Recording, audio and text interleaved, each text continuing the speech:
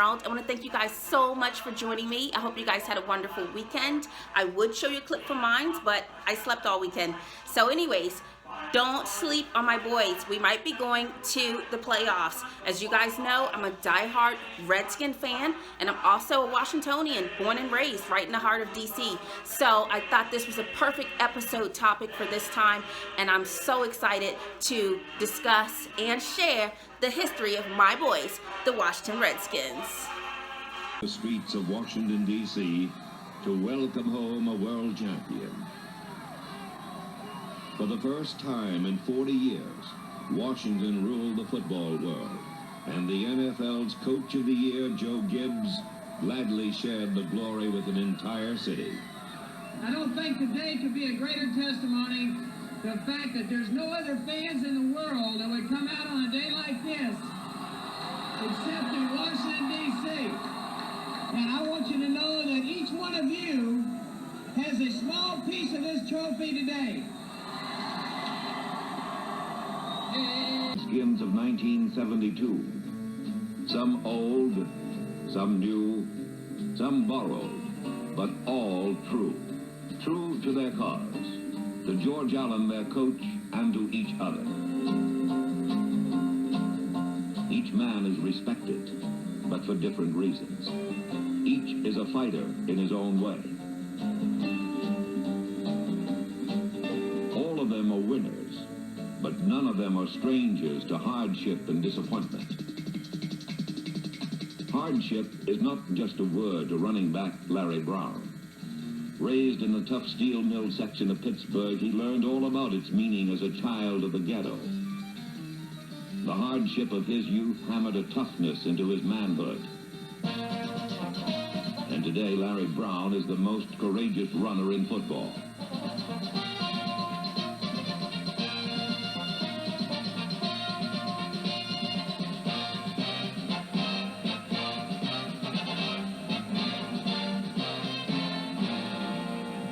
Ended almost every game in pain, his legs swollen and bruised where tacklers had punished him for his boldness. But Larry Brown has worked hard to become a pro, and his body, like his spirit, is remarkably tough. For Blanton Collier, this is the initial game in his bid for a third consecutive Eastern title. And for football fans everywhere, this is opening day. The 47th season of the National Football League gets underway as the Washington Redskins meet the Eastern Division champions, the Cleveland Browns. A sellout crowd on a beautiful sunlit day at D.C. Stadium in Washington, D.C. In the NFL Game of the Week,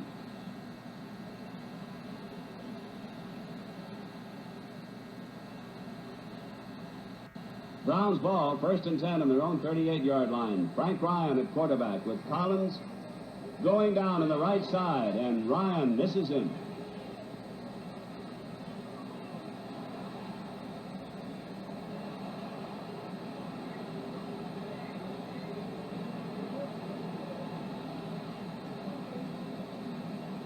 Now on 2nd down and 25, after the Browns were penalized, Frank Ryan again takes to the air to Green for 7 yards. Hamburger after him, he fumbles. And the Redskins, Brig Owen comes in to recover. The first break of the ball game for the Washington Redskins early in the first quarter. Lead at 3-0 with 4:02 left in the opening period. Where Washington has replaced Reagan. Theismann gets the pass away to Monk. 3rd down, 12. Redskins at their 37-yard line. And the Bears with 6 defensive backs. Theismann having trouble finding somebody open. Going to run for the first down. He's out to the 50. They're coming after him. And this time Hampton lands on top of Theismann. Theismann stepping up in the pocket, drills the sideline throw at the 50-yard line. 3rd year head coach of the Chicago Bears has done a marvelous job. High snap again with Theismann out of the shotgun, pulls it down. It's Joe Washington at the 45, and Washington will be very close for the first down. 4th and a yard for the first. And if you are from the 80s like me, then you know that there was only one quarterback, an African-American quarterback, to clinch the title as the first black quarterback to win a Super Bowl in the NFL, and that was our own Doug Williams. Doug Williams' performance in Super Bowl XXII is what dreams are made of. Play action fake. Williams going up top. Got Sanders on the block. Midfield. He's gone. The 30, the 20, the 15, the 10. Touchdown. Washington Redskins. It's a performance that you could make a movie about. Nobody believe it. Williams, the pass, lobs it up. He's got Clark at the goal line. He's done it. This was just a backup guy. And then he comes in and he does that. That was remarkable. Even more remarkable is how much our #1 Super Bowl performer had to overcome to put the Redskins in position to win. That game was a soap opera. It looked for a moment that once again things were going to go very badly for the Redskins. Can you believe that? In one play, the Broncos are up. Well, the Redskins are stunned. Trailing 10-0, Washington got its biggest scare from its own quarterback. Did you see him twist his leg when he went down? Doug Williams has got to have a sore leg. When Doug goes down, you're thinking, oh, it's over. He's not coming back. And we all thought, uh-oh, it's going to be Schrader. So here comes Schrader. There was no way that day that Jay Schrader was going to play. Washington's offense is back on the football field, and so is number 17, Doug Williams. He came back into the game, and boom. Well, Doug Williams and company light it up, and they're back in this game. Hard to realize that Denver was on top 10-0. What a turnaround. We are seeing a virtuoso performance. I was just absolutely amazed at the precision with which he ran that offense. He's got Sanders in the clear at the 10. Touchdown. Second quarter was delightful. A monster quarter for Washington. His second quarter was absolutely perfection at the quarterback position. That's a new Super Bowl record. 4 touchdowns in one quarter. It's like calling a fireworks display. You know, they just kept scoring and scoring and scoring. I'm flabbergasted at what Washington's doing to Denver this quarter. It became a slaughter. 322 yards in a quarter. That's one of those no-moss games. This is a fight, they might stop it. Second half was like covering a funeral. If you're a Denver fan, that ain't a pretty sight.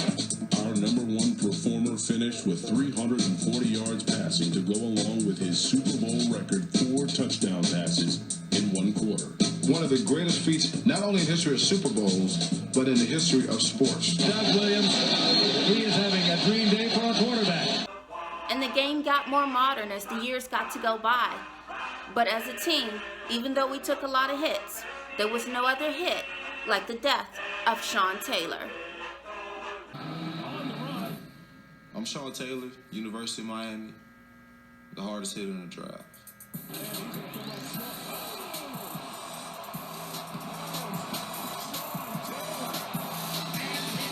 Picked off by Sean Taylor. Oh my, what a display.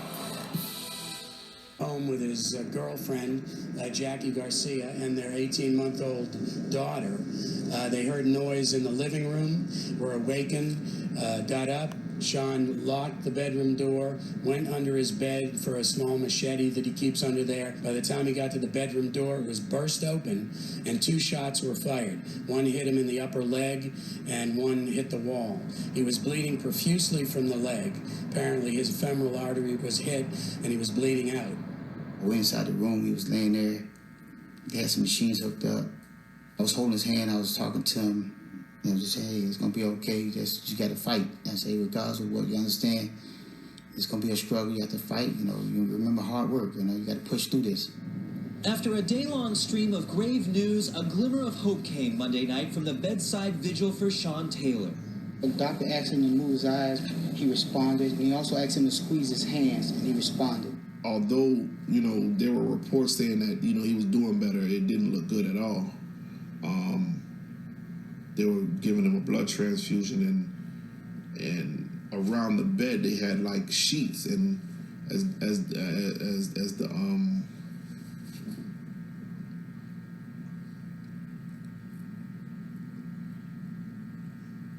as the blood, they put it in, it was just coming out. I remember going back to the room, man, thinking about if we make it through the night, that everything gonna be okay. And I dozed off, and I woke up to banging on the door. It was like boom, boom, boom, boom, boom. And I remember opening my eyes, and I looked at the window. And when I looked at the window, it was still dark out. And I banged on the door, and I could hear him start crying immediately. And he opened the door. I was in tears, and it was terrible. Couldn't sleep. I was hoping that next call would be, he's all right. And that next call.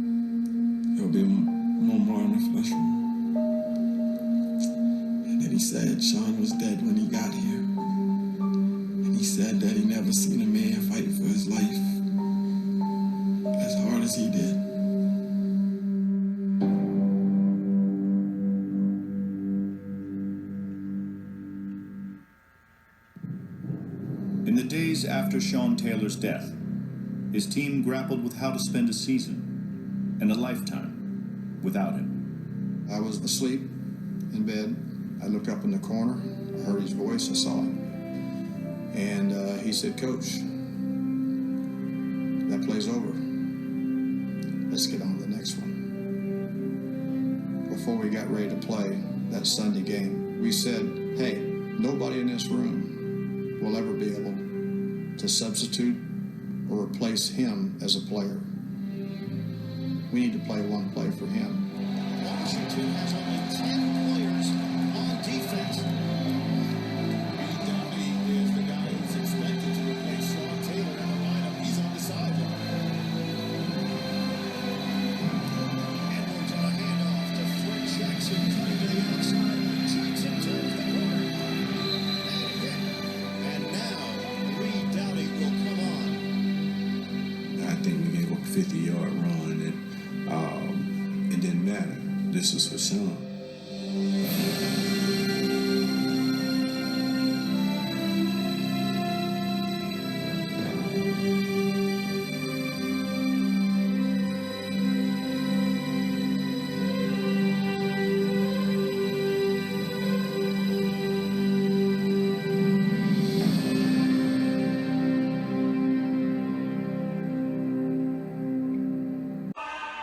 Wow, that was a pretty emotional clip. Anyhow, as you know, the years went by and we found a special place for Sean to move forward. And there's no secret, as we stand here in 2021, that there's a new sheriff in town, and his name is Chase Young. The chase for Chase is officially over. All the talk about keeping all their options open, ultimately the Redskins could not pass on the 21-year-old from Prince George's County, considered a generational talent.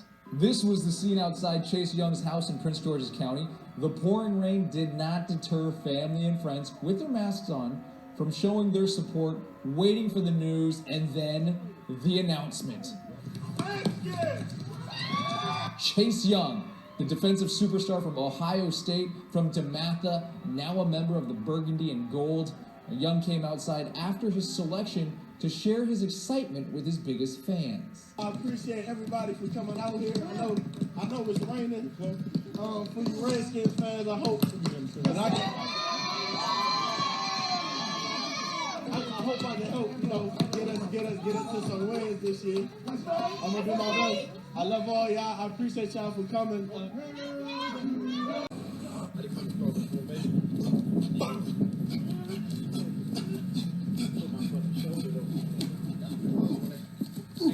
fresh. What shit you done did that? Young man come up.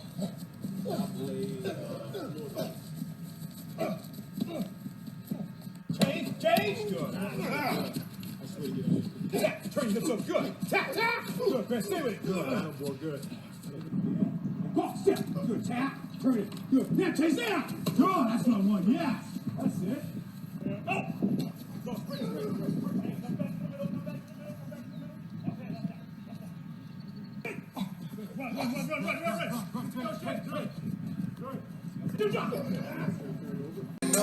If I did cut my legs out right now, I ain't never been with the whole time. Switch talk, always talk about his fault. You understand so me, got my guns on me, I honestly pissed off. Never touch a lot to the juice, man. We've talked about it. They have the ability to put tremendous pressure. Look at Chase Young right there, reaching up, swiping the football away. If it don't make sense to me, I never ever go against my camp. So niggas on the other side. I never ever put a bitch for the money. Gotta get it when it come to mind. Waiting at Jason Peters and me. Don't see competition. Why would you compete? We talk about the reasons. Still gonna be up. I think a bag in my sleep. Can't get the hit out of me. You know how I be. Like at least Maybe a little bit of Carson Wentz on this one. You've got to understand how this game has turned out. There's Matt Ioannidis right at the field. You just got to get rid of it. You cannot hold on to the ball. The Washington defensive line, yo, and you're in a position right now where you know you're going to be in that pocket and they have to really you cannot question it. You get some passion, you throw the check and you cook it up. I'm in this hill, she's police are catching me. I'm still making these bitches obsessing me. Cause I'm a like the coke and the saving me. You got a double lock, so they got bold me. Hogging the line and they can. 99 is a super freak.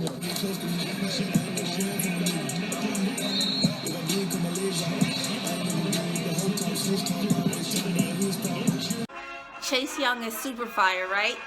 Anyways, we even have some of the best fans that you've ever seen.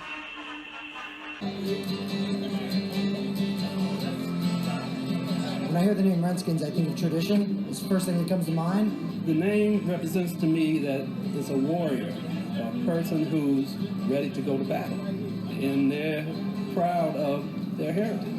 When I hear the name Redskins, I just think of the team, all the fans, all the referee, all the shirts, all the emotion at the stadium. Just, it's everything but a slur to me.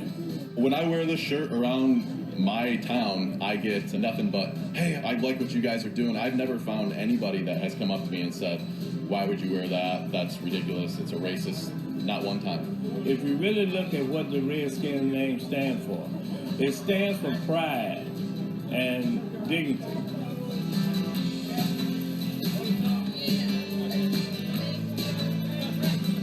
You know, everybody's entitled to their opinion, but I think they need to go do their history check to make sure that they understand how the name came about and what's behind it. The Redskins name is not disrespectful.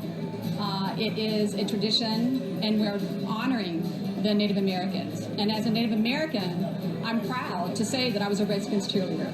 My father and I watched games, and my dad came home with a Redskin jacket and a hat on, and that was my team.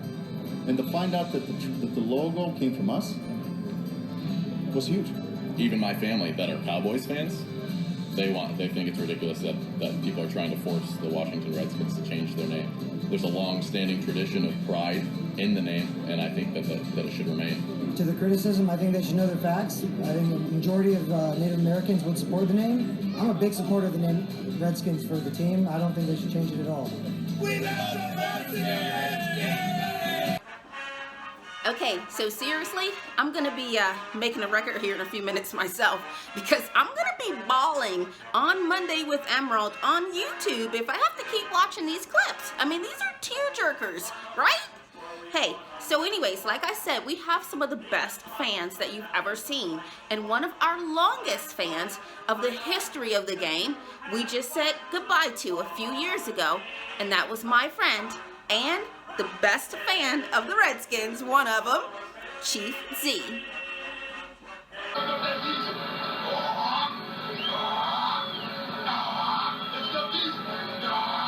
And Chief, normally when they say something about eating crow, it's not a good thing, but we're going to eat some crow today, ain't we? Yes, sir.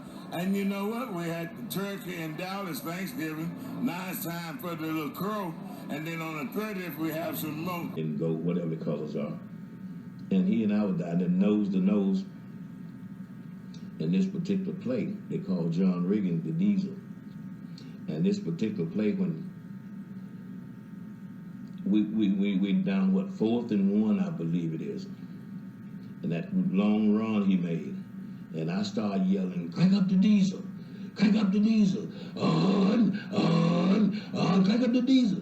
And Redskins of all time, the famous Chief Z. Chief, it's a pleasure to see you out here today for Fans Day. And what do you think about the fans and everything out here today in this heat? The fans been supported from long before I even knew anything about Redskins, so it goes as like a tradition.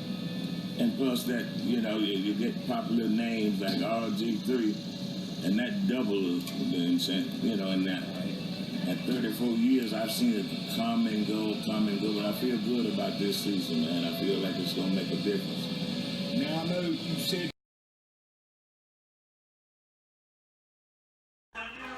Hey guys, welcome back. I hope you guys enjoyed this episode of Monday with Emerald, and I hope you enjoyed kind of seeing how we get down in my home state when it comes to our sports and when it comes to our Redskins. So anyhow, as you can hear, is our anthem for the year, for every time we have a game, and for the history of the entire Redskins. But there's actually a new version, and I'll leave that with you. See you next week.